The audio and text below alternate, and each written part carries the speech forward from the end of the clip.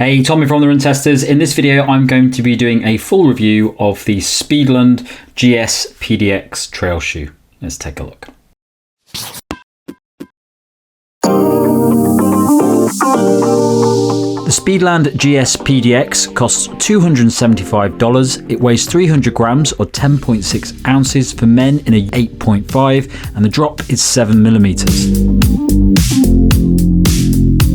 The Speedland GS PDX is a trail shoe designed for long distance training that aims to combine comfort with a good level of responsiveness for faster sessions. The shoe combines a 100% beaded HTPU external midsole with a drop-in Pebax blended insole. The upper, made from a lightweight and breathable mesh, uses two multi-directional BOA Fit System dials to allow for quick fastening and release, along with the ability to ensure a supportive lockdown fit. Covering the midsole is a generous layer of Michelin Fiberlite outsole with 4.5mm lugs to provide a high level of protection as well as grip on the trails. Within the insole is space for a Carbotex GearFlex plate to improve performance, however this is sold separately. So the fit of the GS PDX, it is quite a roomy shoe. There's a lot of space in the forefoot, in the sides of the forefoot. It's similar to the sort of fit you'd maybe get from an ultra shoe. It's designed to allow your toes to move around in the forefoot of the shoe when you're out on the trails, when they swell up, so there's a lot of space in there. It's not as roomy as an ultra, I would say, but it is getting there. And I know that Speedland do say that you should size up half a size in this shoe. I would definitely suggest that. I have done a number of runs in this shoe, and the reason why it's taken me so long to get to the final review of this is that this shoe has a removable Carbotex plate that sits inside the removable insole.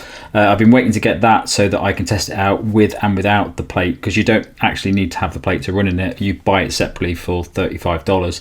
I've not had any issues with the shoe in all the runs I've done. I've done about 60k in this shoe until the weekend where I did a 20k in it and I had the plate in it, and I got blisters on both feet. So when I put the plate in, I think it just adds a little bit of extra depth into the insole, and it's just pushing my toes up a little too far, so that's why I very rarely get blisters. So I think if you're gonna get this shoe, probably size up half a size. If you're gonna get it with the Carbotex plate in it, definitely go up half a size. The other thing I would say about this shoe is that it's very well designed for fit. Actually, it has this Perform Fit wrap, which is basically these straps that go around the top of the shoe, and they work alongside these BOA dials. If you're not aware of BOA, it is a company that makes these little disc dials, and you turn them and it tightens the shoe up.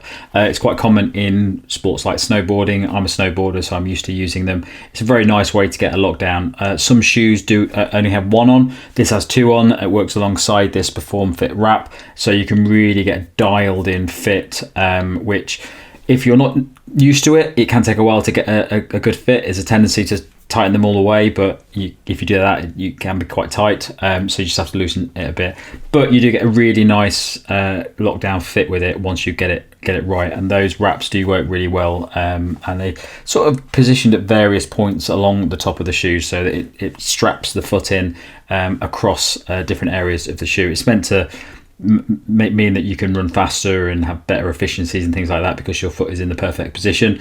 Not sure if that is the case. I can't really verify that, but it does give a really comfortable lockdown fit, and I've had no issues with this shoe up until the point I put that Carbotex plate in. Okay, so I've done a few runs in this shoe now, and it has changed a little bit over the time. In the first run, I mentioned it being quite a firm shoe, and when I've been out running in it on hard ground, on road, on rocky terrain, I did find it a little bit too firm. I didn't find it very comfortable when I was out running on those surfaces. Just felt very harsh and not very nice to wear. Some of you commented on that first run video and said that it softens up after time. It does. It definitely does soften up quite a bit after about 50 kilometers. It's still on the firm side though. It's not going to be the softest trail shoe out there. So definitely take that into consideration if you were to put it up something like the Speed Goat. I'd say the Speed Goat is definitely a softer ride than this shoe. what I found about the design of the shoe is that it works much better on those softer trails where it's maybe compact mud, maybe fields where you've already got a bit of sort of softness on the ground, and it works very nicely with that. It feels like a very comfortable ride, and definitely that's the sort of ground that it's best designed for. Apparently it's inspired by the Forest Park Trail System, which is over in Portland, Oregon. I don't know anything about that, but after looking up on the internet, it seems like that's the sort of ground it's designed to be working on. So quite similar to what we get over here in the UK. I run on the South Downs a lot, which generally is very much forest paths, softer mud ground. Works really well on those. As soon as you hit that ground, it suddenly kicks into gear, and you realize that that's what this shoe is designed for, and it works very well. And then you get back off onto the harder ground, and it doesn't feel quite as comfortable on that. The other thing I would say is that if on the downs it can get a bit, it changes a bit. You're on soft mud at one point, you're on a bit of road the next point, and then you're on quite hard track at some points. I did go out in the rain in this at one point, and I went on a little bit of a shiny hard bit of rocky surface, and I did find it a little bit slippy. That outsole is really good when you're on soft ground. It's very grippy, really works very well on soft ground, but as soon as you hit something really hard, it's quite a smooth outsole, and I did find it quite slippy. So it's definitely not designed for those sorts of surfaces from the testing that I have done. The other thing I'd say about the shoe is that most of the testing that I've done in it has been without the Carbotex GearFlex plate that sits in that insole. And I found it to be very comfortable. Once it's softened up a little bit, I really liked the ride of this shoe. The Carbotex plate, you pay $35 extra to have it sent to you separately from buying the shoe, presuming that is to make the shoe a little bit more customizable if you want to use it for different things. What I found about it is that after I used it for a while and it softened up a bit, stick that GearFlex plate in, it actually hardens up quite a bit, and it felt like it did when I first got the shoe. I definitely, for the runs that I was doing fairly comfortable runs on the trails, so about 5 minutes, a 5 minute 30 kilometer pace for me. I didn't see any need to have that GearFlex plate in it. I definitely wouldn't use, if I was going to continue running as I do, I wouldn't put the GearFlex plate in it, just because I think it feels absolutely fine without it, and I don't think I got any benefits from using that plate in the midsole. I'm presuming that's designed for people who are probably doing really long distance stuff through the forests, and they want a little bit more propulsion and a little bit more stability in that ride. For me, it's been a very stable, comfortable shoe. That midsole being a little bit firmer makes it a very solid and stable shoe. So yeah, I would say it is a shoe that is definitely designed for a very specific type of ground, and luckily it's the ground that we get over here in the UK. It's not a lot of trail shoes we find that work very well in the mountains, in the drier areas. This is designed very much for those sort of forest trails that are very that have soft ground on them, and it works very well for that. So solid shoe from the testing that I've done in it, and I think it is has a lot of good points to it. It's very comfortable and enjoyable to wear on that type of ground that you get in those forests, but I do think it's quite a specific shoe. I don't think it's going to be the sort of shoe that you'd buy if you wanted a trail shoe to do all of your different types of trail running in on lots of different terrain, because it doesn't work very well for me on harder surfaces, on smoother wet surfaces, things like that. So my verdict on the Speedland GS PDX, I think it's a solid trail shoe. I definitely think it's a shoe that's designed for a specific purpose, which is those forest type trails, those softer ground, things like that. It's definitely a good shoe if you're looking for a bit of stability in your trail shoe.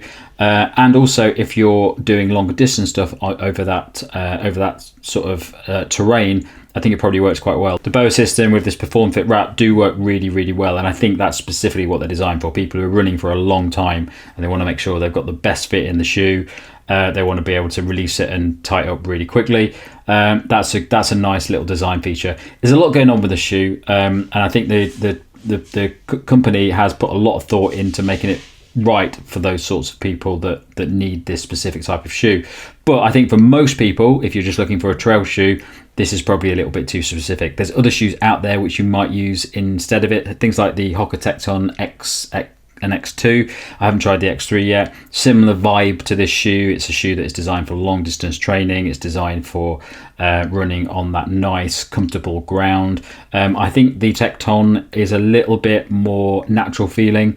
Definitely feels a little bit softer to me on the ride, and it's probably a shoe that you can use for more types of runs. But this is probably better if you're looking at that specific design, those specific design features that you get in this shoe. Other thing I'll say is this is quite an expensive shoe as well, especially in the UK. It's quite hard to get this in the UK now. So hopefully, if this is the sort of shoe that you want, we'll be able to get this in the UK a bit easier in the future. But if you're over in the US and you're looking for a really solid, well-made shoe for those sorts of forests, softer trails, things like that, I think it is a good option. And I think the brand has put a lot of thought into designing this shoe to make it comfortable for those long distance runners that want all of those fit elements, and they want the customizable ability to put in that plate as well. I think it's a nice, clever design, but for most people, I think it's just a little bit too much and a little bit too expensive. That's it from me on this review of the Speedland GS PDX. Thanks a lot for watching. Don't forget to like, subscribe, and click that little bell. And if you go into the caption below, you can find a link to our podcast, which comes out a couple of times each month. Thanks a lot for watching. Catch you next time.